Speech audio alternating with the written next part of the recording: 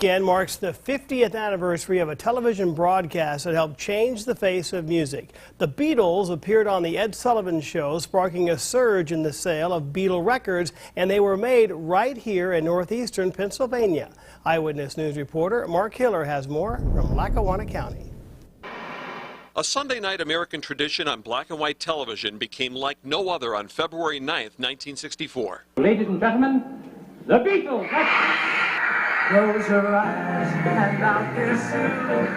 Tomorrow I'll miss you. The Beatles performed 5 songs that night on the Ed Sullivan Show. Their appearance had an almost immediate impact on the Beatles record label in the United States.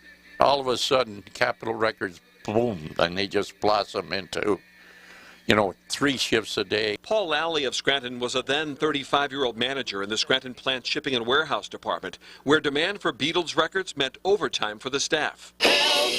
I need somebody. The shipping and warehouse people were absolutely blown out of this with the amount of volume going out of there. 8 days a week. The Capitol Records building in Scranton would truck, bus, and fly thousands of Beatles records on a regular basis to the label's approximately 15 distribution sites nationwide. Manufactured in Scranton, Pennsylvania. Lally still has some of those mint-condition Beatles albums that record stores just couldn't seem to keep on the shelves in the 1960s. While Capitol Records had printing plants in Winchester, Virginia, Jacksonville, Illinois, and Los Angeles, California, it was here in Scranton, Pennsylvania that cranked out the most Beatles records, helping fuel what became Beatlemania. The Beatles went on to sell tens of millions of records following that appearance 50 years ago on the Ed Sullivan Show. The Fab Four's 1970 breakup resonated in Scranton. Oh, we felt an impact in Capitol. Naturally, I mean, when you're up here and all of a sudden you're...